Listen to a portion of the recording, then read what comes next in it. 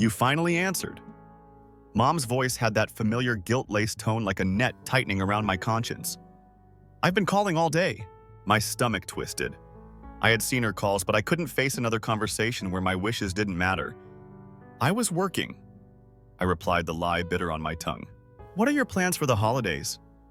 She pressed her voice light, but I caught the subtle undertone of scheming. It always started this way, a soft lead into an unspoken demand. The usual family thing, I guess.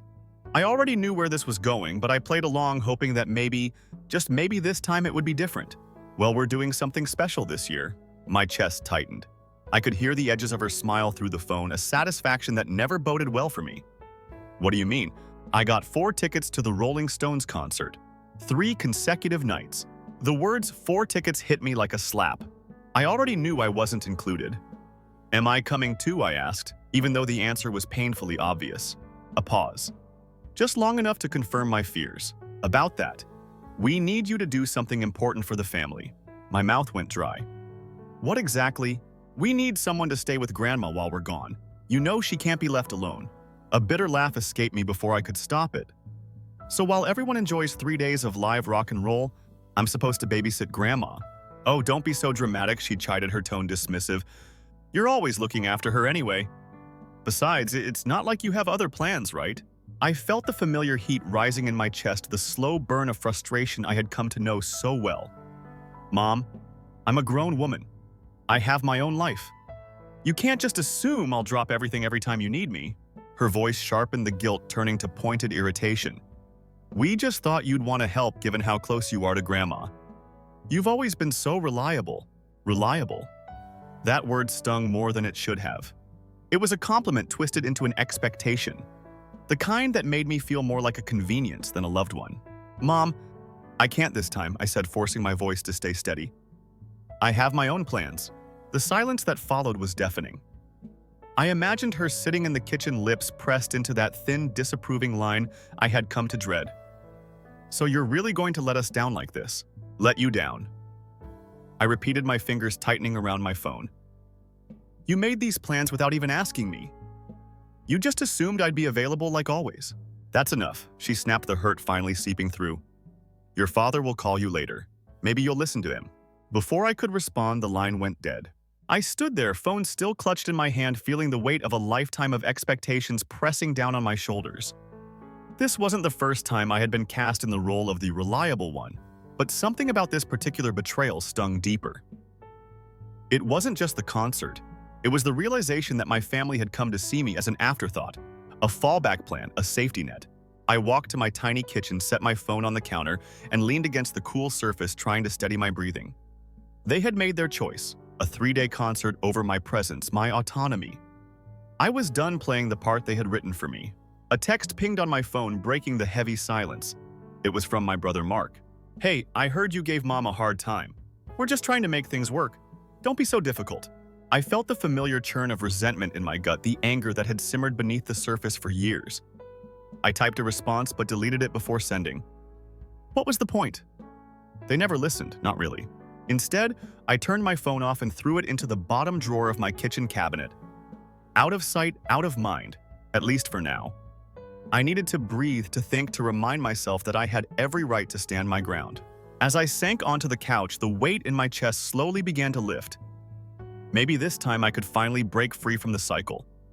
Maybe this time I could start living for myself. The days that followed felt strangely quiet. I had silenced my phone, cut off the constant buzzing of family guilt, and for the first time in a long while, I felt a flicker of control over my own life. It was a small, defiant act, but it felt like reclaiming a piece of myself. A few days later, my best friend Mia called. I picked up on the second ring, relieved to hear a familiar, supportive voice. Hey, stranger, she said, her voice bright but with an undertone of concern. I've been trying to reach you. Everything okay? I hesitated, then let out a deep breath. Yeah, just family stuff. You know how it is. Uh-oh, what did they pull this time? She asked, a knowing edge in her tone. Mia had heard it all. Every manipulation, every overlooked sacrifice, every emotionally loaded request. I leaned back on my couch, staring at the faint crack in my ceiling, the one I had always meant to fix but never found the energy to.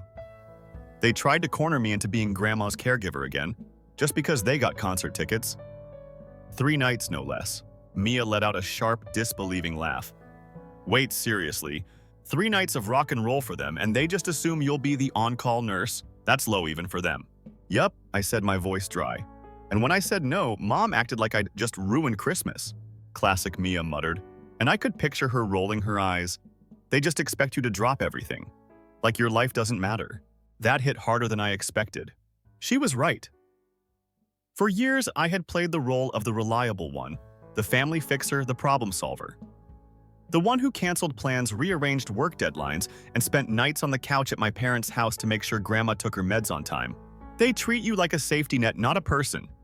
Mia continued, her tone sharpening with the fierce protectiveness only a true friend can muster. You deserve better. A warmth spread through my chest, a tiny ember of validation. I felt my spine straighten as I shifted on the couch. Yeah, I said, more to myself than to her. I do. We chatted for a while longer, Mia filling me in on her latest office drama. Something about her boss accidentally sending a private Slack message to the entire team. And I felt a bit of the tension leave my shoulders. By the time we hung up, I felt a little more like myself. The next morning, I woke up to a voicemail from my dad. His deep, measured voice, usually so composed, had an edge of frustration to it. Listen, Sam. He began using the tone he reserved for negotiations and serious family talks. I don't know what's going on with you lately, but this isn't like you. Your mother's upset, and frankly, I'm disappointed. We raised you to put family first, and now when we need you, you're acting like a stranger. I felt my teeth clench. The irony wasn't lost on me. They only seemed to remember the family first mantra when it suited them, when they needed something from me. He continued, his voice growing colder. We'll talk about this more when you come by to visit Grandma next week. I expect you to have a better attitude by then. I ended the voicemail and tossed my phone onto the couch, staring at the blinking light on my router as if it held the answers to my family's impossible expectations. Was I really the one in the wrong? Had I become selfish for wanting a life of my own, for daring to say no? I let those questions hang in the air as I stared out my apartment window, watching a bird hop along the fire escape free in a way I had never felt. Later that afternoon, I decided to visit Grandma on my own terms. Not out of obligation, but because I genuinely loved her, and I missed the warmth of her gentle, unwavering presence. She had always been the only family member who saw me as more than just a convenient caretaker. When I arrived, the house was quiet. Grandma was sitting in her usual spot by the window, her frail frame wrapped in a soft lavender blanket. She looked up as I entered, her eyes brightening in a way that made my heart clench, and, "Sam," she said, her voice stronger than I expected. "What a wonderful surprise." I leaned down, hugging her carefully. "Hey, Grandma. Thought I'd drop by and check on you." We settled into a comfortable rhythm, me making tea while she filled me in on her latest jigsaw puzzle progress and the neighborhood gossip. She always had a way of making the smallest things sound grand and important. As I poured her tea, she reached out her thin-veined hand, covering mine. "You seem tense, dear. What's troubling you?" I paused, my fingers tightening around the delicate porcelain cup. I considered brushing it off, saying I was fine, but something in her eyes stopped me. She deserved the truth. "It's just the family, Grandma," I said, sitting beside her. "They're trying to push me into something again. They expect me to drop everything, no questions asked, like I don't have a life of my own." She sighed, a soft, resigned sound, and patted my hand. My dear, I know they rely on you too much. They always have. But you mustn't let them trap you in their expectations. You deserve to live for yourself." I felt a tightness in my throat, a small choked sound threatening to escape. For so long, I had been the dutiful daughter, the reliable granddaughter, the family fixer. But maybe it was time to rewrite my role. Grandma squeezed my hand, her grip surprisingly strong. "You've always been there for me, Sam. But it's okay to say no. They need to learn that." For the first time in years, I felt a glimmer of hope. A small, fragile sense that maybe, just maybe, I could break free from the cycle my family had spun around me. As I kissed her goodbye that evening and stepped back out into the cool, fading light, I felt something shift inside me. A small crack in the walls I had built to contain my resentment, a tiny breath of freedom. And I realized that, for the first time in a long while, I was ready to stand up for myself. The following week felt strangely different. The usual dread I felt before family visits had lessened, replaced by a simmering determination. I wasn't just surviving their expectations anymore. I was pushing back. When I arrived at my parents' house, the driveway was empty. My brother's SUV and my parents' sedan were gone, likely out on one of their endless errands. That was fine. I preferred talking to Grandma without their hovering presence anyway. I let myself in the familiar creak of the front door echoing through the house. The air inside was thick with the faint comforting smell of old wood and lavender, Grandma's favorite. I found her in her usual spot by the window, a patchwork quilt draped over her legs, her knitting needles clicking softly. "Sam, dear," she beamed as I entered, her wrinkled face lighting up like a sunrise. What a pleasant surprise. I smiled, leaning down to kiss her cheek, her papery skin cool against my lips. Thought I'd come spend some time with my favorite person. She chuckled, her eyes crinkling at the corners. "Flattery will get you everywhere, my girl." I settled into the chair across from her, glancing around the room. It looked the same as always, tidy, warm, filled with framed photos of better days. Yet something felt different, a subtle shift I couldn't quite place. Grandma set her knitting aside, folding her thin hands in her lap. "I'm glad you came. I've been wanting to talk to you." A flicker of concern sparked in my chest. "Everything okay?" She hesitated, her gaze drifting to the window where a few autumn leaves clung stubbornly to the old maple tree in the yard. "Sam, I've noticed how much you do for this family. How you've always been the one to step up even when others don't." I felt a flush of warmth and discomfort at her words, unsure how to respond.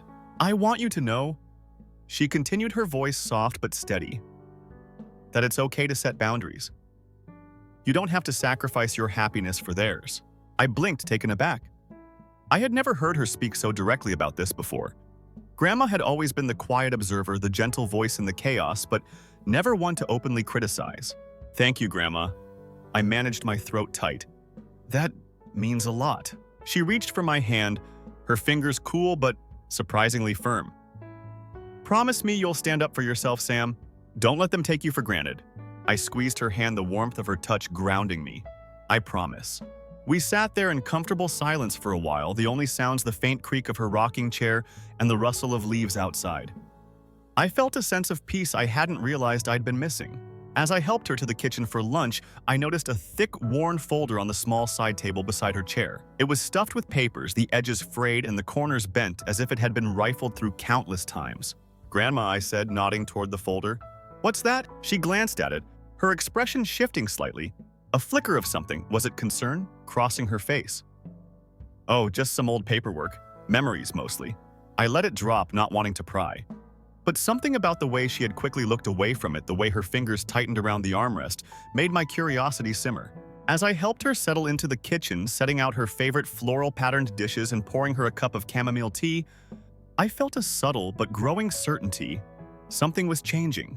After lunch, as I washed the dishes and listened to Grandma hum an old tune from her youth, I felt a sense of clarity, a rare moment of purpose. It was time to start pushing back, to stop being the default caretaker. The fallback plan? The forgotten daughter. Later, as I gathered my things to leave, Grandma reached for my hand one more time. Her eyes, clear and sharp despite her frail frame, met mine with a strength that took me by surprise. "Sam," she said, her voice low and firm, "remember your promise. Stand up for yourself." I nodded, my heart swelling with a mixture of fear and resolve. "I will, Grandma. I promise." As I pulled out of the driveway, I glanced back at the house, its white paint slightly peeling, the garden overgrown, but still clinging to the last blooms of summer. It felt like a metaphor for my life. Worn down but still alive, still fighting to hold on to some semblance of beauty and purpose. Driving home, I let my mind wander back to the folder by Grandma's chair. What kind of memories had she been sifting through, and why had she seemed so guarded about it? The question lingered in my mind as I pulled into my apartment complex, the sun dipping below the skyline, casting long, stretching shadows across the pavement. That night, as I curled up on my couch with a glass of wine, I felt a strange mix of peace and unease. I had taken a step toward reclaiming my life, but something about the visit nagged at me, a quiet, persistent whisper that there was more to this story than I realized. And for the first time in a long while, I felt ready to find out what that was. The days that followed my visit to Grandma felt lighter. For the first time in years, I felt a flicker of control over my own life.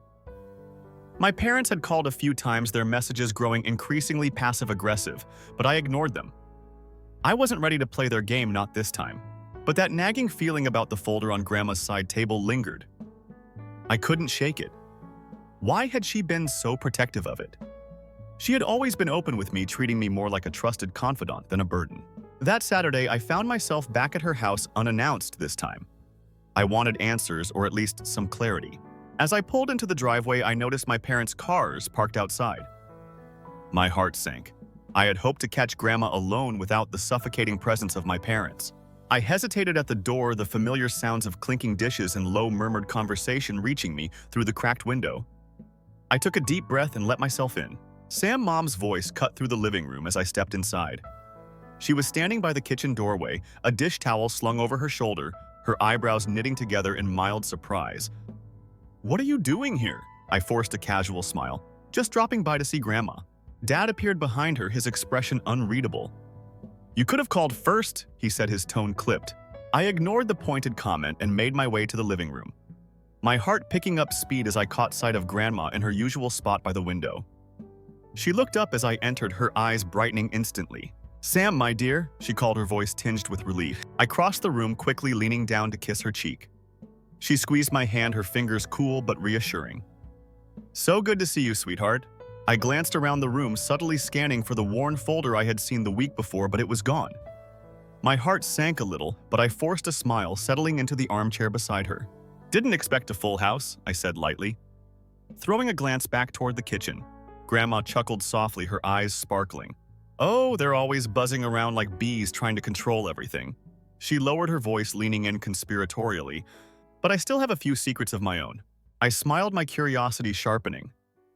There it was again, that hint of something hidden, something she wasn't quite ready to share. Before I could press her, my parents walked in, Mom, wiping her hands on the dish towel, her mouth set in that familiar tight line. "Sam, since you're here, we need to talk," Dad said, settling into the couch across from us.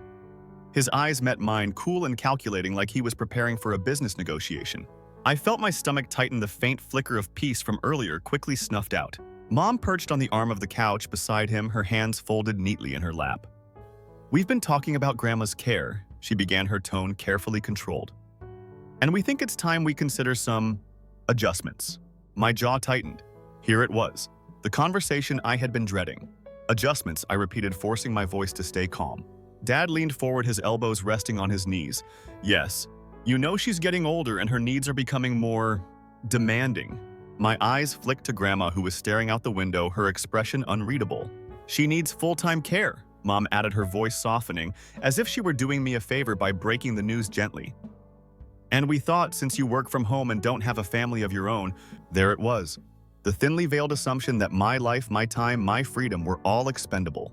I felt my pulse quicken, a slow rising anger bubbling up from the pit of my stomach. "You're suggesting that I become her full-time caregiver?" They exchanged a glance, a silent conversation passing between them. "It just makes the most sense," Dad said, finally leaning back with a slight shrug. "You're the one who's always been closest to her, or her. You know her needs better than anyone." I took a deep breath, the room suddenly feeling smaller, the walls pressing in. I looked at Grandma, her eyes still fixed on the golden leaves outside, her expression unreadable. "I'm sorry," I said, my voice steady but firm, "but that's not going to happen." Mom's eyes snapped back to me, her lips parting in surprise. "Sam, be reasonable. This is family we're talking about." "I am being reasonable." I shot back, my voice sharper than I intended. "You can't just decide that my life belongs to you. I have my own plans, my own dreams." Silence fell over the room, thick and heavy.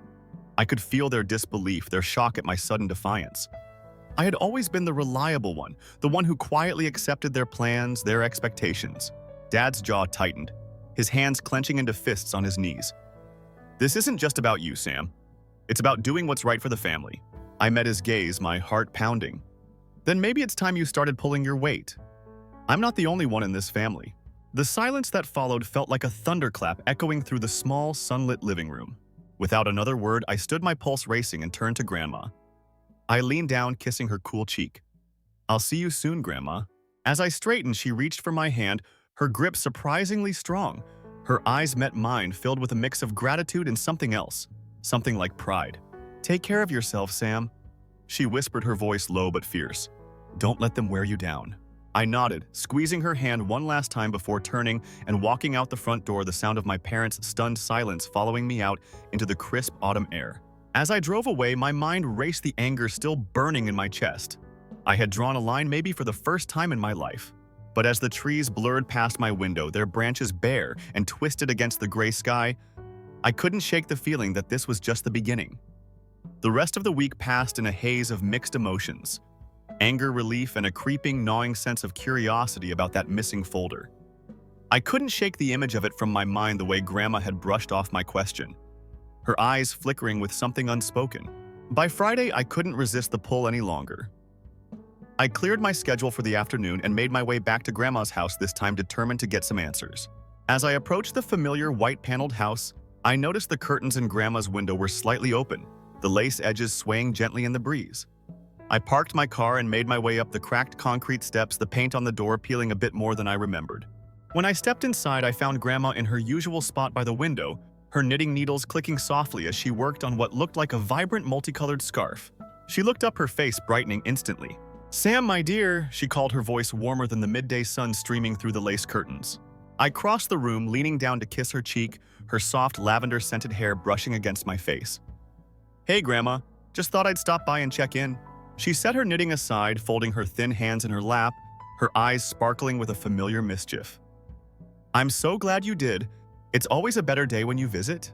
I settled into the armchair beside her, the worn fabric creaking slightly beneath me. I glanced around the room, my eyes subtly searching for the missing folder, but it was nowhere to be seen. As if sensing my thoughts, Grandma reached over and gently patted my hand.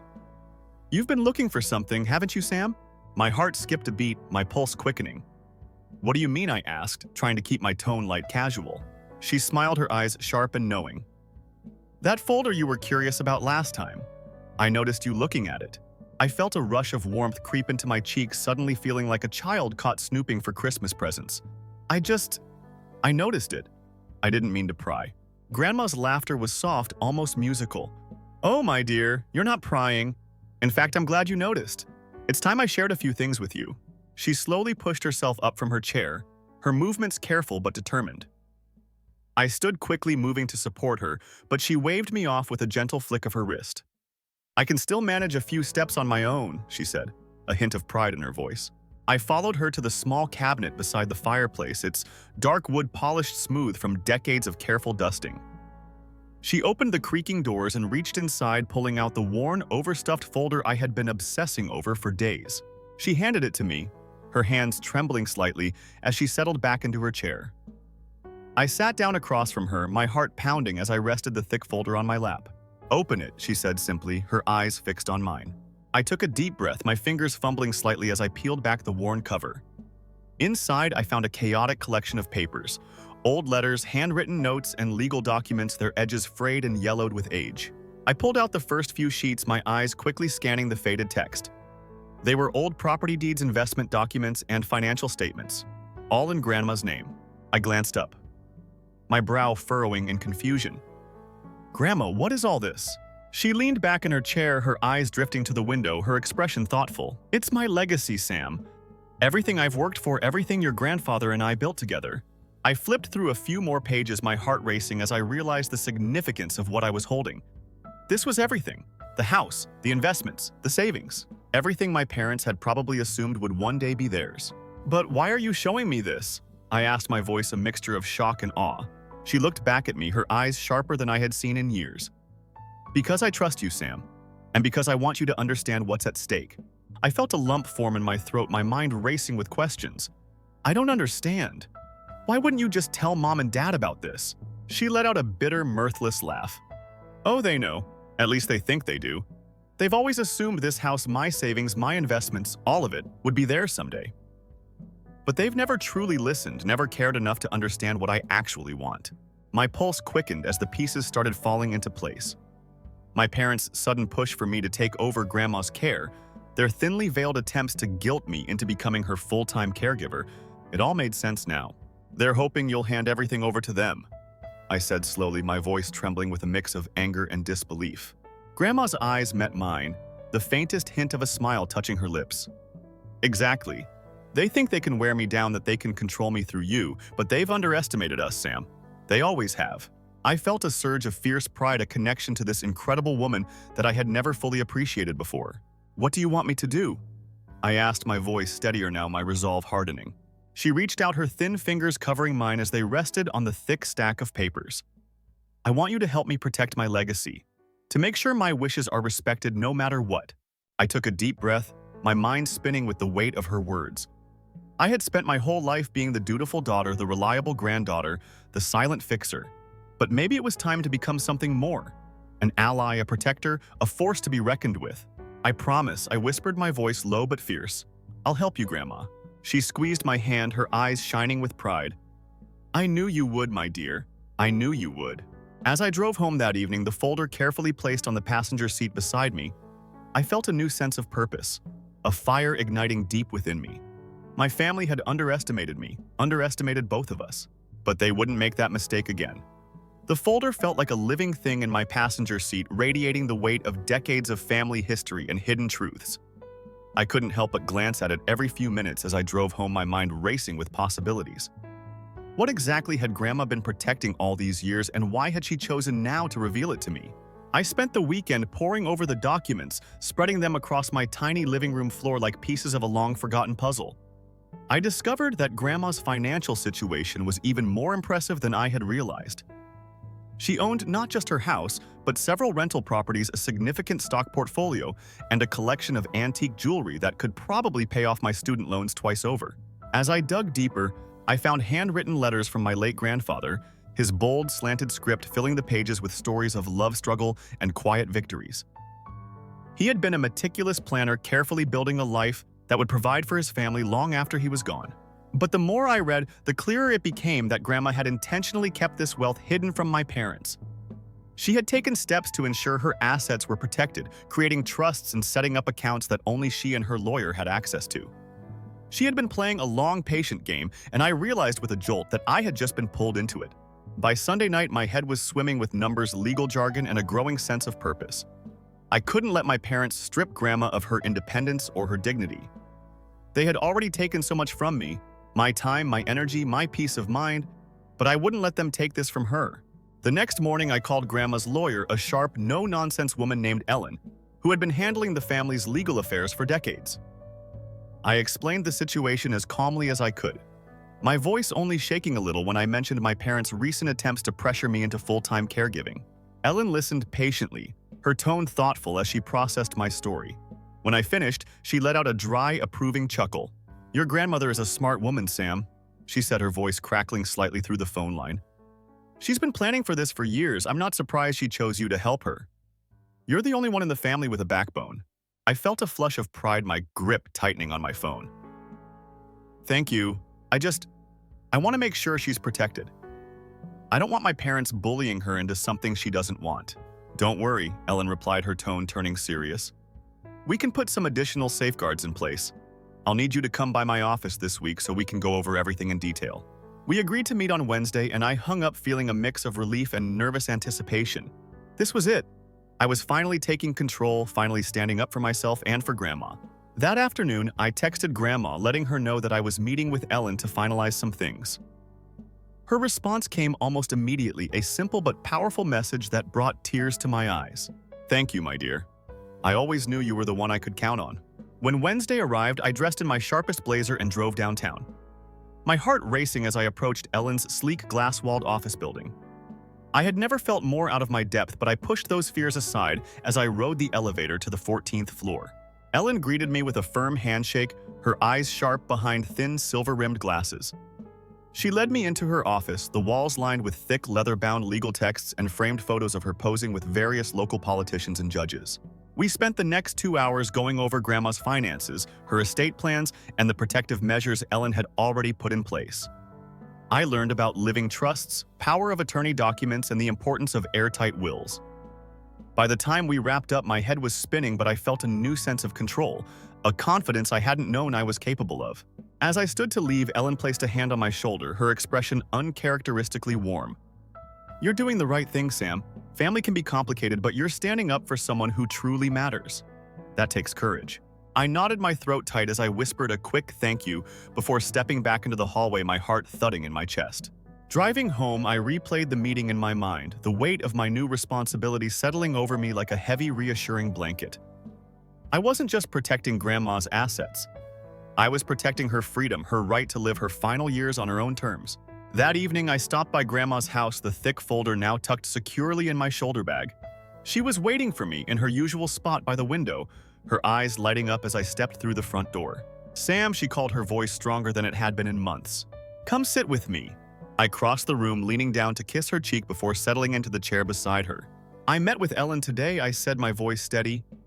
"Everything is in place. You're protected. They can't touch a thing." Her eyes filled with tears and she reached for my hand, her grip stronger than I had expected. "Thank you, Sam," she whispered, her voice thick with emotion. "You've given me something I thought I had lost, peace of mind."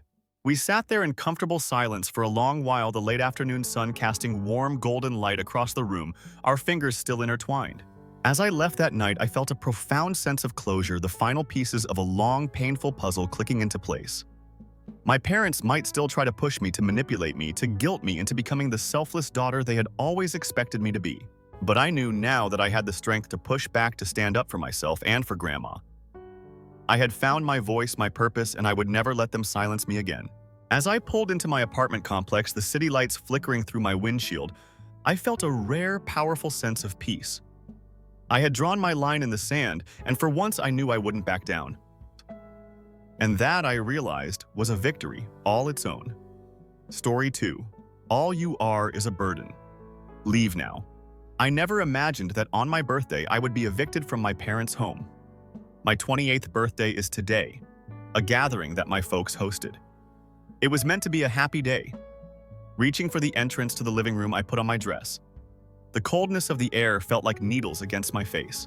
However, as I entered, the house didn't feel quite right. I didn't anticipate balloons or considerate presents.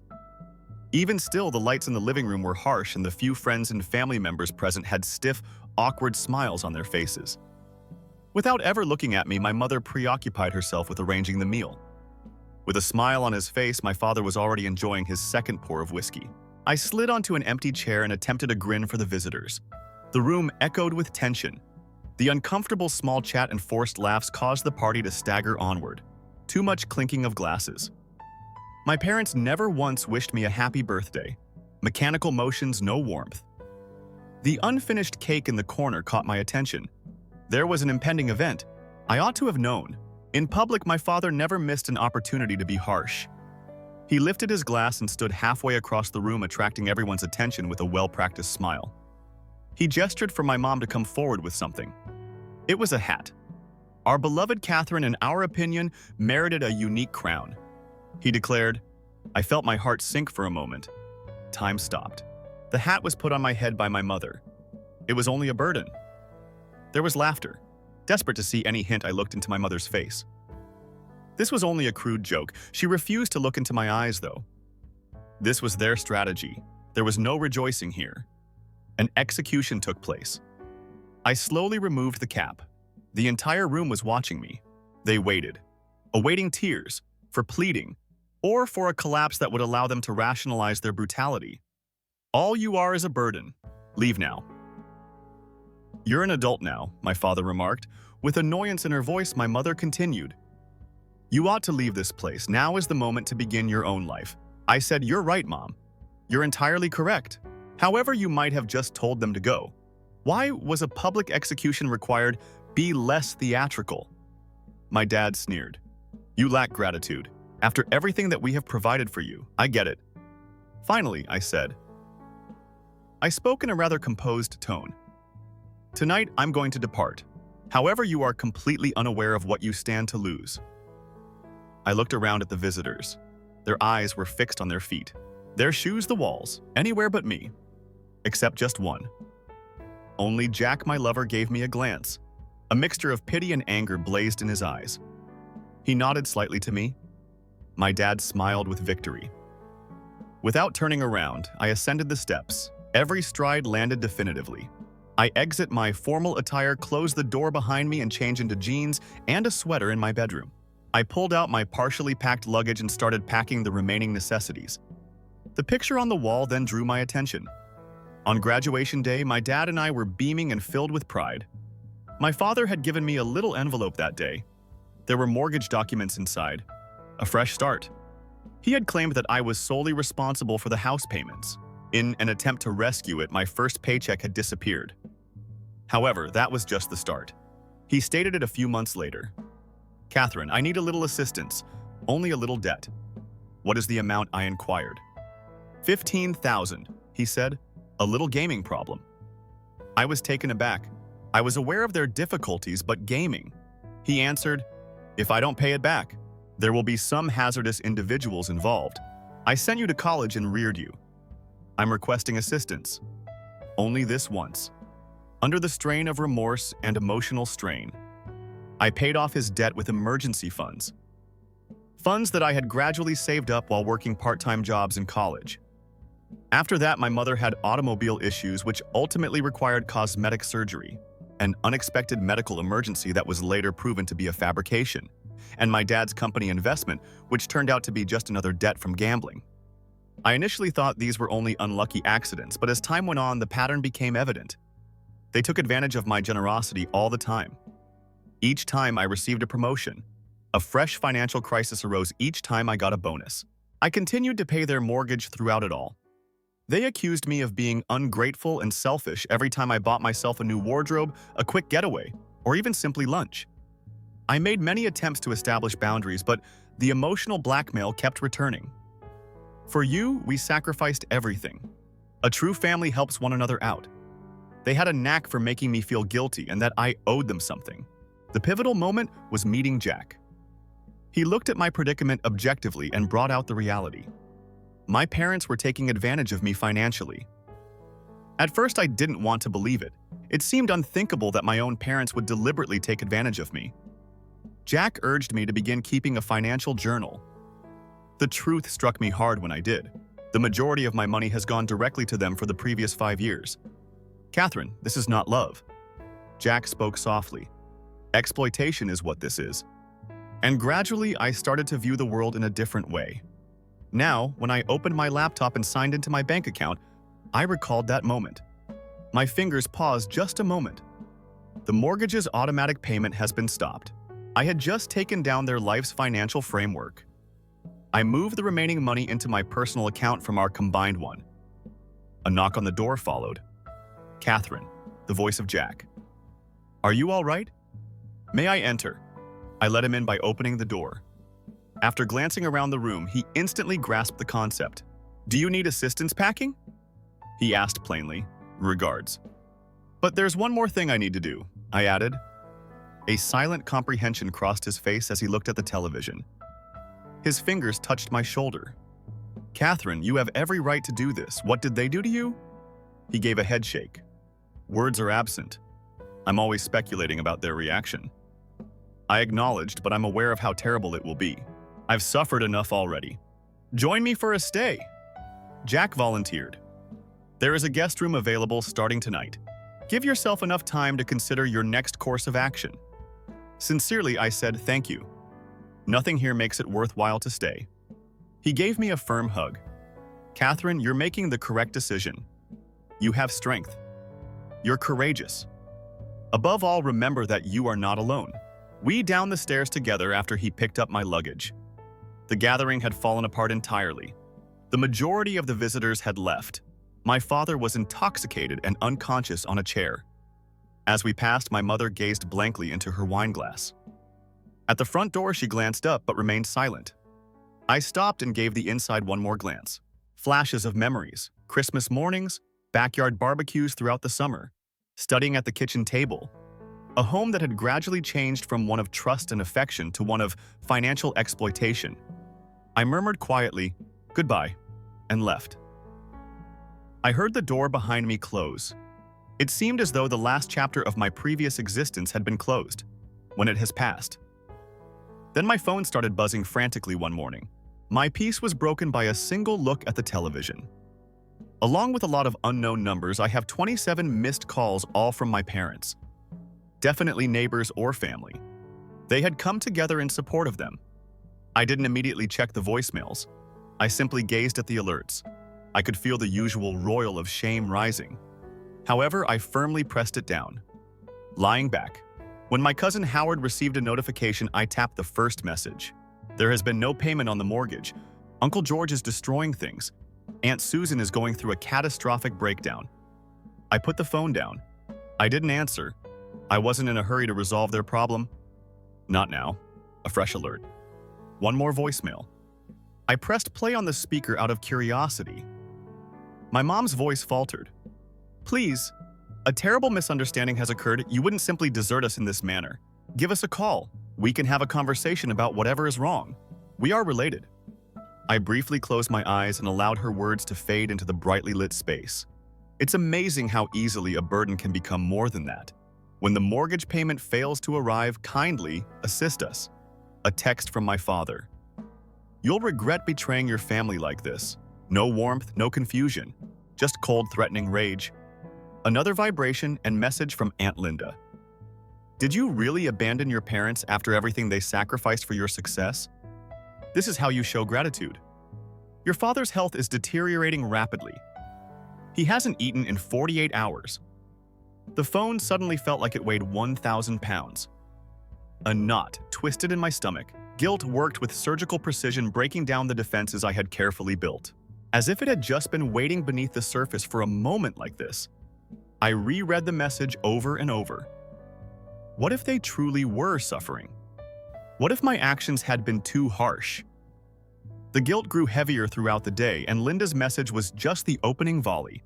Calls poured in. Relatives who usually ignored my existence suddenly had urgent opinions. Do you understand how serious George's condition is? Came Aunt Wendy's sharp voice in one voicemail. Yes, families disagree, but this kind of abandonment crosses a moral line. Have you even considered your mother's fragile emotional state, Uncle Tom said. In another, distress could send her into a total breakdown. Each message cracked my resolve a little more. Maybe I was heartless. Maybe I was the villain. Maybe. Then another buzz, a text from Howard. Uncle George is losing it. Aunt Susan might need to be hospitalized if this keeps up. I stared at the screen, the realization knocking the breath from my lungs. This wasn't reconciliation. It wasn't an apology. It wasn't accountability. It was strategy, just another performance. They didn't miss me. They missed my financial support. This time I let the full weight of that truth settle. Years of one-sided sacrifice. Support never acknowledged. Endless giving.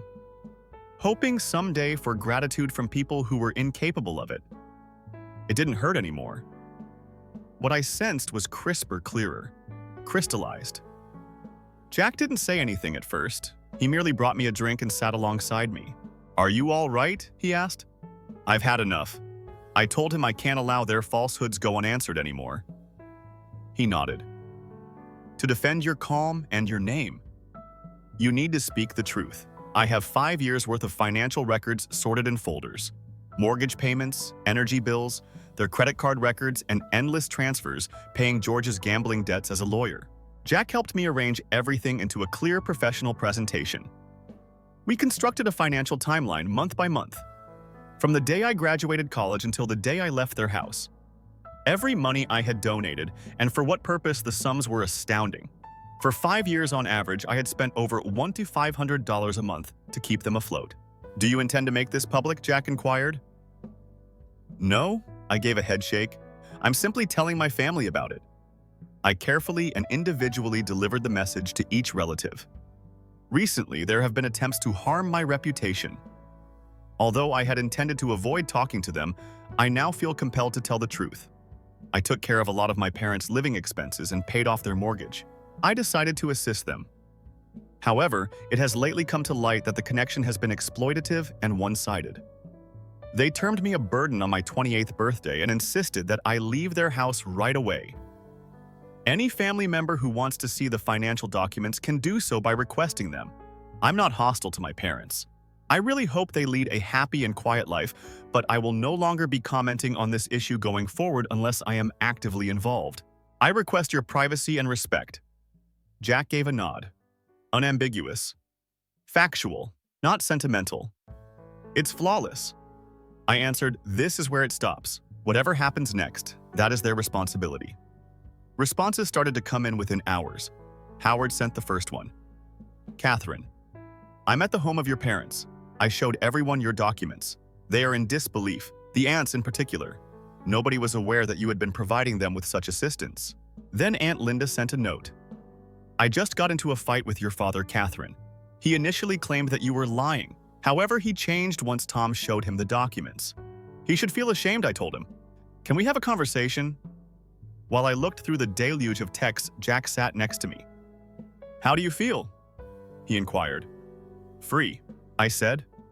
I worried for a long time that people would only hear their side of the story. They made a lot of noise. I was silent and submissive. However, the truth is now known. My phone buzzed again that weekend. Uncle Tom has sent his latest message. George and Susan's house had a for sale sign in front of it. Their financial situation has changed. Just as I had to cope with the repercussions of their acts, they would also have to deal with the consequences of theirs. The facts were up to my route. At last, it was time to proceed. The days that followed flew by as they were rebuilt.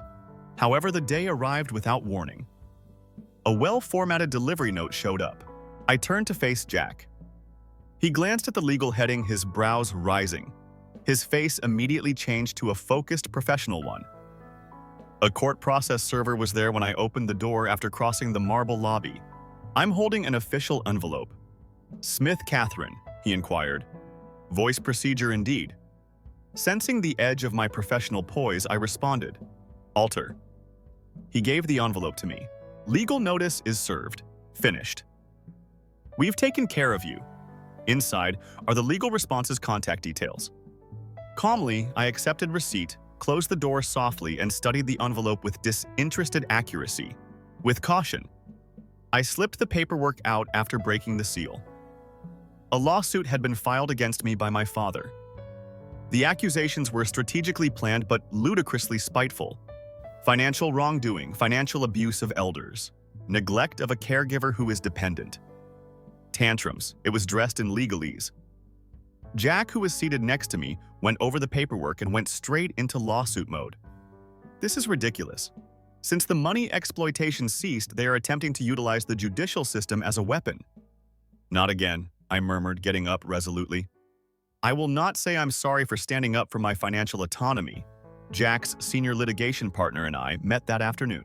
Every transfer, every receipt, every documented contribution, years of painstakingly documented proof was laid out by me in a methodical and professional manner. They paid close attention, asked insightful questions, and affirmed that they would put together a strong countersuit. You have a very strong position. I was reassured by Jack's managing partner. To be honest, your case for a countersuit is not only compelling, there is no denying it. I was not looking for retribution considering the magnitude of the financial exploitation. Justice was what I desired. I wanted to regain my financial independence and professional standing. Following their legal counsel, I approved a formal counterclaim that same afternoon that described the years of systematic financial manipulation and emotional coercion. The response came instantly. First, my mom called. At last, her voice was tinged with practiced agony. Please, Catherine, this family is being torn apart by you. Our goal has always been to help you succeed. You're going overboard with this. I remained silent in a professional manner.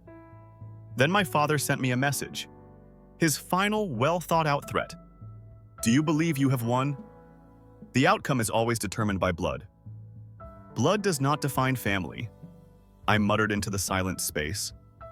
It is determined by those who value and respect you. 3 days later, I carried a leather portfolio full of well-prepared legal documents into federal court. Inside the mediation room, Jack and the senior litigation partner from his firm were at my sides. At the sleek conference table, my father sat strangely erect. Beside him, my mother fidgeted using trembling fingers to arrange a beautiful scarf. They appeared smaller than I recalled. The court-appointed mediator indicated professionally and plainly that by pursuing patently fraudulent accusations, they exposed themselves to serious penalties for defamation and proven financial abuse. My years of thorough records backed every word. My father's cheeks turned a sickening scarlet. He leaped to his feet, his chair screaming noisily on the polished floor. This is prosecutorial harassment. He raged at the mediator. The system is being used against us by her. His shout was unnoticed. My mother sobbed dramatically and fell forward. As her cries reverberated strangely throughout the formal room, I maintained my composure. I remained silent. There was no need to justify me. When they rushed out, calmly, the mediator turned to face me. Your documentation is quite convincing. Never second-guess your choice to take legal protection. The weight I had been carrying for years began to lessen as I left the courthouse one step at a time. No further justification. No more feelings of guilt. No more unjust excuses. It was 6 months later. We received an unexpected guest on a chilly winter afternoon. My father's sister, Aunt Linda, unexpectedly dropped by our condo. I asked her to come in. She sat with obvious tension. "I just got back from seeing your parents," she remarked to Catherine. "They're having trouble." "What are you saying?" I inquired. "In terms of money?" "Apologies." Linda clarified. "That too, but not just that. George was laid off. His gambling worsened. Apparently he spent corporate money. They are not at all comfortable in their new residence. Susan began working part-time, but it is insufficient to sustain their previous standard of living." Quietly, I nodded. At last, the repercussions of their conduct were upon them. They now understood how important my financial assistance had been to their way of life. In addition, Linda said the majority of the family has turned away. Now that people are aware of how much you genuinely backed them, nobody condones what they did. "What do you want me to do?" I asked directly. Linda let out a sigh. "Nothing." "Catherine, I simply wanted to let you know." They appeared sincere in their regret. "Susan does, at least. Every day she sheds tears." "George, he's so proud, you know. Even he's starting to transform, but he's not quite there yet."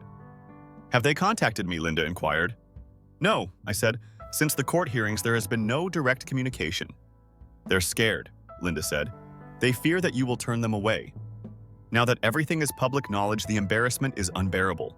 I remained quiet for a while. I helped them out financially for years. Without gratitude, without acknowledgement, and only now after losing something they had previously taken for granted did they realize its importance. Carefully, I said, "Aunt Linda, I appreciate you informing me, but I have to live my own life for now. I must go on." Her expression was filled with comprehension as she nodded. Naturally. "Catherine, simply put, I'm glad to see you. Such like this. Content." She surveyed my newly furnished apartment. "All of this was truly created by you alone without assistance." Jack had been on my side. I responded, grinning at him when Linda had gone. Jack looked across to me. "Will you get in touch with your parents?" As winter twilight descended upon the city, I watched from the window. I said, "I don't know yet, to be honest. They ought to take action if they genuinely regret their actions. However, I'm not glad they're in pain. That was never my desire." A little envelope showed up at my office a few weeks later. Susan's handwritten note. "I'm not sure whether you'll even read this, Catherine, but I felt compelled to write. I apologize first and foremost. There is no justification for our actions. Not at all. You provided for us and settled our bills, and we pushed you away rather than expressing our gratitude. It is unacceptable. We are currently dealing with the fallout from our decisions. We only now realize how drastically our lives would have changed in the absence of your kindness. Although George is having difficulties, he is starting to change. He began going to therapy for his addiction. I'm not requesting anything. No reconciliation, no money. I just wanted to let you know that you are on my mind and that I hope you are content and leading the life you deserve. Perhaps one day, if you're amenable, we might have a cup of coffee and have a loving conversation. Your mom." I repeatedly read the letter. It sounded genuine. However, trust is difficult to rebuild after years of deceit and manipulation. I showed Jack the letter. After attentively reading it, he spoke softly. "You make the decision. I'll encourage you to get back in touch if you want to. I'll also support you if you choose to retain your distance." Ultimately, I didn't answer. I silently hoped they would learn from this lesson, but I also continued to learn from my own that choosing my serenity above their poison was a development strategy rather than only a survival strategy. The next days were peaceful and full of mild routines. Making coffee in Jack's apartment. I'm rearranging my clothes. To get fresh ingredients, walk to the gourmet market. I stopped worrying about the next financial meltdown and stopped feeling like my life was a burden. It was strange yet quite valuable. "I have a surprise," Jack stated one day. He guided me to a bench as we strolled alongside the Charles River. He said, "Sit here," and reached inside his pocket.